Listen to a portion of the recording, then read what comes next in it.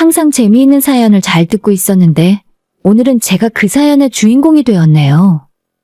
저는 얼마 전까지 결혼을 준비하고 있었지만 정말 간발의 차이로 이게 내 인생의 지옥 불구덩이로 들어가는 길이라는 걸 느끼고 빠져나왔어요.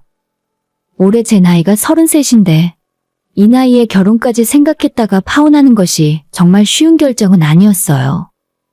아무리 머리로는 아니라는 걸 알아도 사람 사이의 관계라는 것이 한순간 딱 잘라 끊어내는 게 잘 안 되더라고요. 저와 남자친구 사이의 문제라기보다는 예비 시어머니 될 사람의 지나친 간섭 때문에 그렇게 된 거라서 헤어지는 과정에서 저한테 많이 매달리기도 했었어요. 하지만 아무리 사랑이 좋아도 눈앞에 펼쳐진 결혼 생활이 가시밭길 고난의 연속인데 제가 그걸 참고 견딜 자신이 없겠더라고요. 조금 늦은 나이에 다시 싱글이 되어 내가 누군가를 만날 수 있을까 걱정되기도 하지만 지금은 아예 결혼하고 싶은 마음이 싹 사라져버릴 정도입니다. 제 예비 시어머니는 자기 아들이 세상에서 가장 귀하고 잘났다고 생각하시는 분이에요. 자기 자식 귀한 줄 알면 남의 자식도 귀한 줄 알아야 하는 건데 오로지 자기 아들이 제일인 줄 아시는 분이에요. 그래서 제가 결혼한다고 했을 때 어머님의 반응은 잘 키우는 아들을 제가 빼앗아간다고 생각하시더라고요. 저희 집은 아들이 없어서 무슨 심정인지는 잘 모르겠는데 원래 아들 가진 엄마들은 그렇게 아들을 특별하게 생각하는 건가 싶을 정도였어요. 제가 남자친구와 결혼을 준비하면서 그 집 엄마에게 가장 많이 들었던 이야기가 뭔지 아십니까? 우리 아들은 어릴 때부터 정말 똑똑했어. 내 친구들 중에 아들 전문직 만든 사람은 나밖에 없다니까. 넌 정말 신랑 잘 만난 줄 알아야 해. 어려서는 내 말을 잘 듣고 자랐으니까 이제 장가가면 기 좀 펴게 해줘. 너가 우리 아들 뒷바라지 잘해줘야 한다. 그놈의 우리 아들. 남자친구가 좋은 대학 나와서 전문직으로 일하는 건 맞아요.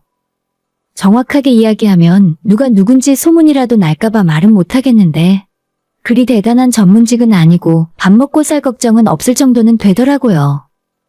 아무튼 항상 아들 자랑을 제 앞에서 할 때마다 저를 그렇게 깎아내리시면서 아들 부심을 부리시는데 저도 성깔이 없는 편이 아니라서 따박따박 말대답을 하다 보면 서로 언성이 높아지곤 하더라고요.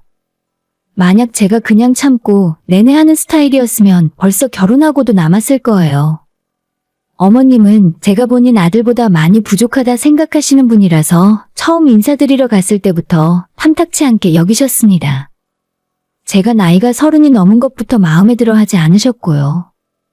그렇게 잘난 아들이면 결혼할 때 아파트라도 하나 떡하니 내어주실까 했지만 결론만 이야기하자면 아들 하나 잘 키운 것 말고는 쥐뿔도 없는 집안이에요. 우리 아들 전문직인 거 몰라? 내 아들 정도면 집이며 외제차까지 해서 시집 온다는 여자가 줄을 섰는데 굳이 이쪽에서 집을 해갈 필요가 있니? 그러니까 남자친구의 어머니는 그 잘난 아들 장가 보내면서 며느리한테 덕볼 생각만 하고 계셨다는 거죠. 그 이야기 눈앞에서 들으면서도 솔직히 설마 하는 마음이 있었어요. 세상에 아들 장가 보내면서 대놓고 장사하듯이 돈을 내놓으라는 사람이 어디 있겠나 생각했는데 그게 바로 저 사람인 줄은 몰랐었죠. 일단 다른 거 다 떼고 저희 두 사람 조건에 대해서 살짝 설명을 해드리면 연애는 총 3년을 조금 넘게 했고 중매 같은 게 아니라 정말 좋아서 만났어요. 저는 서울 4년제 대학 졸업하고 외국계 회사에 취직해서 8년째 근무 중이고 직장 생활하며 주식과 적금으로 모아놓은 돈이 2억 정도 있습니다. 부모님은 두 분 모두 중학교, 고등학교에서 아이들을 가르치는 교사 부부시고 모아놓은 재산이나 나중에 연금까지 생각하면 노후 준비는 완벽하게 되어 있으세요. 저는 재테크에 예전부터 관심이 많아서 부모님과 반반 투자해서 경기도에 아파트를 한 채 구입했고 그건 전세를 주는 중이에요. 남자친구는 저와 동갑 나이에 연봉 6천 정도 벌고 있는 전문직입니다. 가족으로는 부모님과 밑으로 미혼의 여동생이 하나 있고요. 남자친구와 연애할 때도 보고 들은 게 있기 때문에 시어머니 자리가 만만치는 않겠다 조짐이 있었어요. 하지만 그때는 결혼 생각보다는 연애 위주였고 이 문제를 그리 심각하게 생각하진 않았습니다. 아마 제가 그때 판단을 잘하고 똑똑하게 처신했다면 결혼 이야기가 나오기도 전에 헤어졌을지도 몰라요. 제 생각으로 남자친구의 어머님은 아들에게 집착이 심한 분이셨던 것 같습니다. 제가 그 남자와 연애를 할 때 가장 놀랐던 부분은 남자친구의 월급 통장 관리를 어머님이 다 맡아서 하시고 30 넘은 남자가 용돈을 받아 쓰고 있더라고요. 용돈으로 쓰는 카드가 하나 있는데 그걸 긁으면 어머님에게 바로 문자가 간다고 해서 정말 많이 놀랐어요. 그걸 제가 어떻게 알았냐 하면 남자친구가 식사 비용을 조금 비싼 곳에서 계산을 하거나 저한테 선물을 사주거나 하면 어김없이 10초 안에 어머님이 전화를 하셔서 어디에 쓴 돈이냐 확인을 하셨습니다. 너 지금 카드 쓴 거 뭐야? 뭔데 식당에서 5만 원이나 나와? 돈 벌어서 놀고 먹는데 다 쓰면 어쩌자는 거냐? 너 또 걔한테 돈 쓰고 있어? 엄마, 내가 집에 가서 다시 말씀드릴게요. 뻔히 저랑 만나 데이트를 하는 걸 아시면서도 항상 저렇게 전화를 걸어 눈치를 주셨어요. 이런 적이 한두 번이 아니라 남자친구가 뭘 산다고 할 때마다 너무 부담스러웠습니다. 사실 남자친구는 전문직이라 또래에 비해 버는 돈이 적은 편도 아니었어요. 연봉이 6천 정도에 이것저것 수당 들어오는 걸 합치면 매달 500만 원 정도는 벌고 있었던 것 같습니다. 실제 받는 월급 자체는 저보다 많이 벌었던 것이 맞지만 그렇다고 제가 데이트 비용을 남자가 전부 부담하게 하지도 않았어요. 거의 반반 아니면 제가 40% 이상은 냈다고 생각합니다. 남자친구 차로 어디 놀러 갈 때면 항상 제가 기름을 넣어주었고 절대 공짜로 얻어먹거나 공짜로 선물을 바란 적도 없었어요. 그런데도 남자친구가 뭔가 계산을 할 때마다 엄마한테 그 카드 내역이 날아간다는 걸 인식하게 된 이후로는 뭔가 감시당하는 것 같아서 돈을 쓰질 못하겠더라고요. 이 문제로 남자친구와 말다툼도 몇 번 했었는데 본인도 문제라는 걸 인식은 하고 있지만 자기 엄마한테 아무 말도 못하는 것 같았어요. 남자친구의 어머님은 저랑 같이 있다는 걸 뻔히 알면서도 데이트할 때 전화를 걸어 30분 전화 통화는 기본으로 하시는 분입니다. 옆에서 들어보면 별로 급한 일도 아니고 스마트폰 조작법을 물어보거나 지금 저희가 어디에서 뭘 하고 있는지 같은 시시콜콜한 대화를 하며 전화를 끊으려 하지 않으세요. 남자친구도 지금 생각하면 참 바보 같은 게 딱 잘라 끊어내지 못하고 자기 엄마 기분 맞춰줘야 한다며 일일이 저희 동선을 다 보고하고 있더라고요. 어딜 가면 어딜 갔다, 뭘 먹었다. 심지어는 저랑 같이 사진 찍은 것도 엄마한테 다 보내고 있었어요. 그런 모습을 볼 때마다 저는 옆에서 속이 터져나갔고요. 연애를 할 때 이 문제로 워낙 많이 싸우다 보니 남자친구도 자기 엄마 문제는 본인이 알아서 잘할 테니까 저한테는 신경 쓰지 말라고 할 정도였습니다. 하지만 제 입장에서는 어떻게 신경을 안 쓸 수 있겠어요. 같이 있으면 1시간마다 한 번씩 전화가 오고 저랑 있는 것 자체를 못마땅해 하시는데 그게 신경이 안 쓰일 수가 있겠습니까? 저는 이미 예비 시어머니가 될 사람의 얼굴을 한 번 보기도 전에 완전히 질려버렸고 남자친구가 인사 한번 드리러 가자 해도 최대한 피하고 있었어요. 우리 엄마가 자기 한번 보고 싶으시대. 그냥 밥이나 먹는 자리니까 부담 갖지 마. 내가 옆에 있는데 뭐가 걱정이야? 저는 나중에 결혼할 때 그때나 되어서 인사드리겠다고 피했지만 남자친구는 끈질기게 자기 엄마와의 자리를 만들려 노력하더라고요. 잘 피한다고 피했는데 정식으로 결혼 준비로 인사드리기 전에 그 집에 불려가 어머님의 얼굴을 한번 뵌 적이 있었어요. 어머님 생신이라 직접 저를 초대하셔서 안 갈 수가 없었습니다. 그때는 아직 결혼에 대한 구체적인 이야기가 오고 가진 않아서 손님으로 온 제게 이렇다 저렇다 말씀을 하진 않으셨어요. 하지만 여자의 직감으로 남자친구의 어머니가 나를 마음에 들어 하지 않는다는 건 첫인상으로 알 수 있었습니다. 딱히 제가 잘못하거나 꼬투리를 잡을 것도 없는데 선물을 드리거나 먹을 걸 사다 드려도 퉁명스러운 반응이었습니다. 생일이라 해서 제가 꽃다발과 케이크, 작은 선물을 준비해 갔었는데 보통 사람이면 고맙다고 감사 표시를 하는 것이 정상이잖아요. 그런데 제가 주는 선물을 받자마자 한다는 말이 너 돈으로 산 거냐고 묻더라고요. 그럼 선물을 제 돈으로 사지 누구 돈으로 샀겠습니까? 아마 자기 아들 돈으로 사왔을까봐 그런 질문을 한 것 같았습니다. 이상하다는 생각이 들었지만 그래도 나중에 얼굴을 더트고 친하게 지내다 보면 마음을 열어주시겠지 생각했어요. 항상 어머님이랑 나눈 대화의 발알은 아들이 벌어오는 돈 자랑이나 아들이 나온 명문대 학벌 자랑, 그리고 아들의 외모 자랑을 저한테 하셨어요. 감히 저 같은 여자가 넘볼 사람이 아니라는 듯 했습니다. 저는 남자친구와 연애를 할 때 쓸데없는 말을 하는 걸 싫어했는데 거기에는 돈 이야기, 학벌 이야기, 그리고 외모 이야기도 포함이었죠. 셋 다 괜찮은 편이라 생각했으니 굳이 입에 올릴 필요도 없었지만 특히 돈 문제 같은 경우는 결혼식장 들어가는 게 확실해질 때까지는 자세하게 말할 필요도 없다고 생각했어요. 그래서 어머님이 아들 자랑할 때마다 저는 입을 꾹 닫고 듣기만 하거나 맞장구만 겨우 치고 말았습니다. 하지만 항상 그 이야기의 끝은 자기 아들이 너무 잘났기 때문에 저한테 주는 것이 아깝다는 말로 끝나고 말았죠. 문제는 단순히 저를 괴롭히는 정도에서 그치는 것이 아니라 본인이 아들을 키운 것에 보상을 받고 싶어 하는 것 같았어요. 항상 남자친구가 돈 쓰는 걸 아까워하면서 그렇게 아낀 돈을 어머님한테 줘야 한다는 식으로 말씀을 하셨습니다. 이미 월급 통장 자체를 어머님이 관리하고 있는 상황에서 남자친구에게 주는 용돈보다도 본인 몫으로 가져가는 용돈이 더 많은 상황이었고 남자친구는 답답한 나머지 본인의 그런 상황을 저한테 하소연한 적도 많았어요. 자기가 버는 돈을 맘대로 쓰지도 못하고 어머님이 엄청나게 가져가 버리시니까 스스로 생각해도 한심한 일이었겠죠. 하지만 진짜 문제는 결혼 준비를 본격적으로 진행한 이후에 시작됐습니다. 우리 사이에 결혼 이야기가 오고 갔고 남자친구의 부모님을 찾아뵙기로 했는데 본능적으로 심상치 않다 싶었어요. 제가 결혼에 대해 상의 드릴 것이 있다고 하니 어머님이 저한테 따로 연락해서 일단 자기랑 한번 만나자고 하셨어요. 이번 주 토요일에 같이 저녁 먹기로 했잖니? 점심때 미리 와서 나랑 단둘이 상의를 좀 했으면 한다. 아들한테 이야기하지 말고 너만 따로 와. 남자친구 없이 저만 오라는 말을 듣자마자 뭔가 불길한 예감이 들었습니다. 굳이 이런 일을 비밀로 해야 하나 싶어 저는 남자친구에게 사실대로 말을 해버렸어요.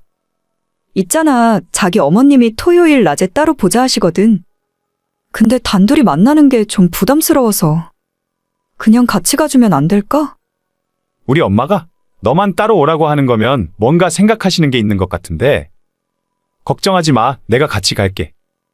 그래서 저는 남자친구와 함께 어머님을 만났고 약속 장소에 둘이 같이 들어오는 걸 보자마자 도끼 눈을 뜨고 저를 노려보시더라고요. 내가 좀 따로 할 이야기가 있다고 했는데 그새를 못 참고 낼름 이야기한 거야? 너도 참 말 안 듣는구나. 엄마, 그냥 나한테 이야기해. 내가 같이 오자고 했어. 그리고 엄마가 따로 할 말이 뭐가 있다고 그래? 어머님은 이 상황이 못마땅하다는 듯 인상을 쓰다가 한참 뒤에 입을 열었어요. 결론부터 먼저 말씀을 드리면 소위 말해서 의사 판검사 사위 얻으려면 열쇠 3개는 기본으로 가져오라는 말이 있잖아요. 본인 아들이 그 정도 전문직은 아니니까 그렇게까지 요구는 못하는 것 같았지만 아무튼 저보고 돈을 내놓으라고 하셨습니다. 제 앞에 혼수 목록을 펼쳐두고 조목조목 말씀을 하시더라고요. 너도 알겠지만 우리 아들 배울 만큼 배웠어. 전문직이라 어디 가서 밥 굶을 걱정도 없고 둘이 마음이 깊다고 하니 결혼 허락은 하는데 기왕 며느리 드리는 거 나도 욕심 좀 부려보고 싶구나. 그러더니 뒤를 이어 한다는 소리가 정말 가관이었습니다. 일단 신혼집은 너희 쪽에서 마련했으면 좋겠어. 우리가 아들 뒷바라지만 하며 살다 보니 결혼 비용을 많이 보태기가 쉽지 않네. 그리고 결혼하면 금방 아이 생길 테니 차도 하나 해왔으면 좋겠고 큰 차로.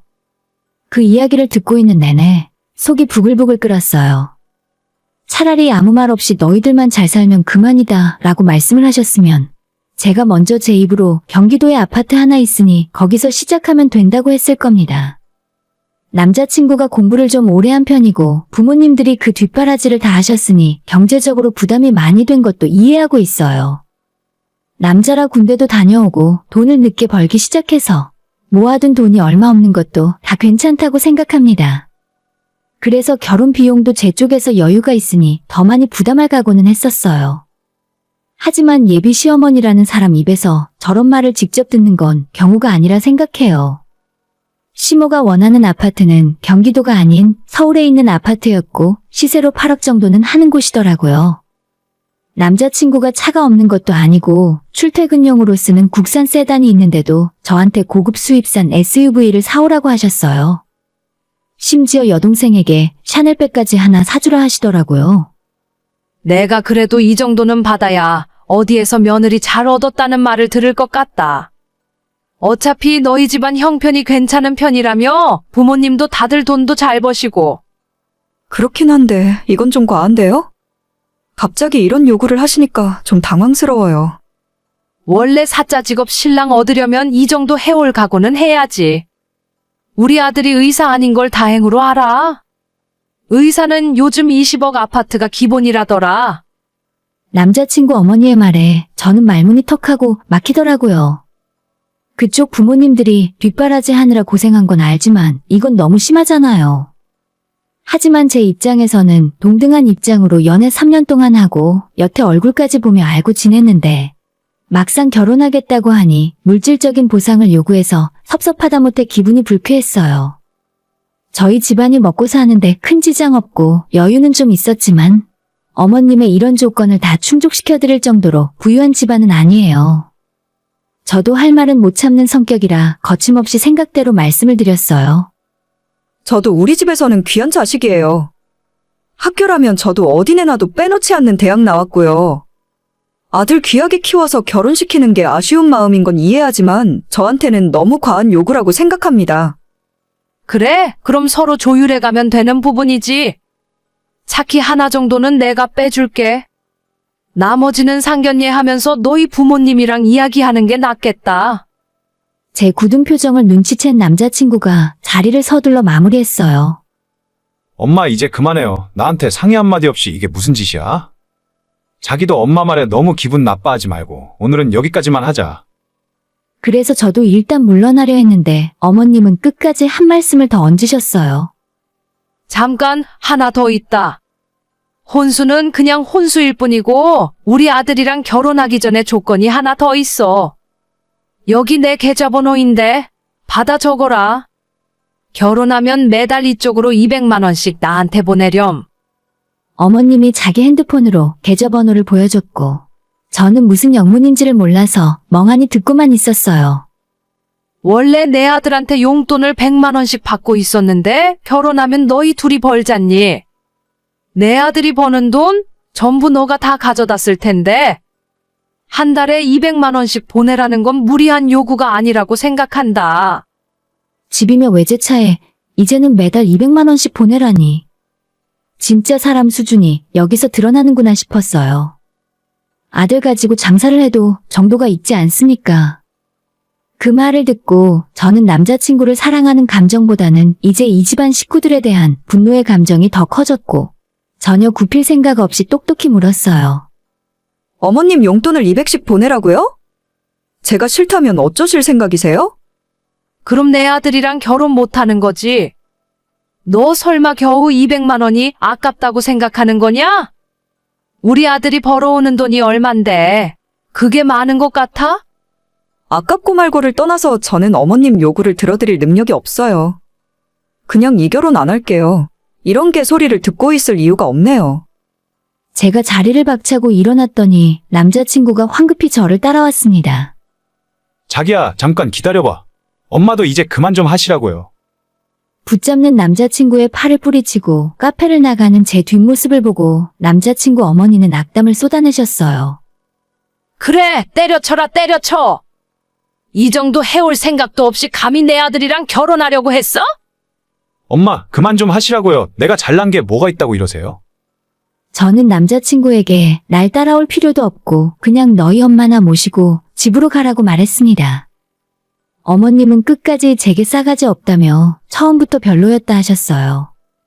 저는 결혼은 물론이고 이대로 끝이란 생각으로 저를 붙잡는 남자친구를 힘으로 뿌리친 채 집으로 돌아왔어요.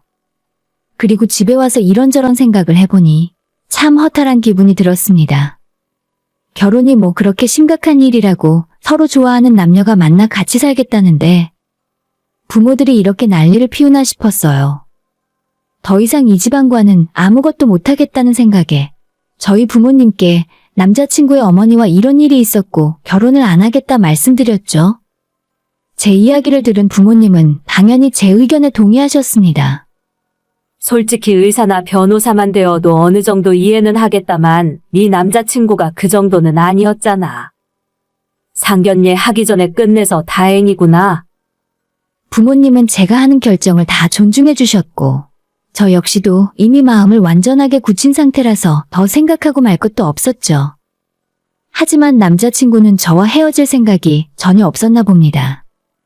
이미 이별을 통보했지만 남자친구는 저희 집까지 찾아와서 부모님 앞에 무릎을 꿇었고 어떻게든 다시 한번 생각을 바꿔달라며 빌었습니다. 우리 부모님은 제 의견을 무조건 존중한다며 그냥 남자친구를 집으로 돌려보내셨어요. 하도 남자친구가 울고불고 나중에는 식음을 전폐하고 술만 먹다가 쓰러졌다는 소식을 듣게 되었습니다. 제가 그걸 어떻게 알게 되었냐면 남자친구의 어머님이 저한테 전화를 하셨습니다. 내 아들 좀 살려내라. 이러다 내 아들 잡겠어. 조건은 너한테 다 맞춰줄 테니까 결혼 준비 다시 시작해라. 응? 저는 딱 잘라 거절했고 바로 남자친구를 바꿔달라고 한 다음에 너네 엄마한테 이런 전화 2번 다시 받지 않게 해달라고 못을 박았습니다. 어머님이 그새를 못 참고 전화기 너머로 싸가지가 없네 어쩌네 저를 욕하는 소리가 들렸는데 남자친구가 제발 그만 좀 하라며 절규를 하더라고요. 저 집안에는 영원히 평화가 찾아올 수 없겠구나 생각하며 전화를 끊어버렸습니다. 그렇게 3년간의 남자친구와의 인연은 끝을 맺게 되었고 저는 지금 혼자가 되었지만 마음은 그 어느 때보다 홀가분합니다. 여자로서 이미 결혼 정년기가 지나가고 있지만 이제부터라도 다시 좋은 사람 찾아보려고요. 지금 생각해도 정말 그 집안 어머님은 웃기는 분인 것 같아요. 본인 아들 앞길 막는 건 제가 아니라 본인인데 그걸 왜 모르고 있을까 싶어요. 앞으로도 그 성격 고치지 못하면 영원히 며느리 볼 생각은 접어두셔야 할 것 같네요. 제가 재산이 억만금이 있어도 그런 더러운 요구 조건까지 들어주면서 시집가고 싶은 생각은 없으니까요. 오늘의 사연은 여기까지입니다. 구독과 좋아요, 알림 설정은 많은 힘이 됩니다. 다들 행복하시고 좋은 하루 되세요.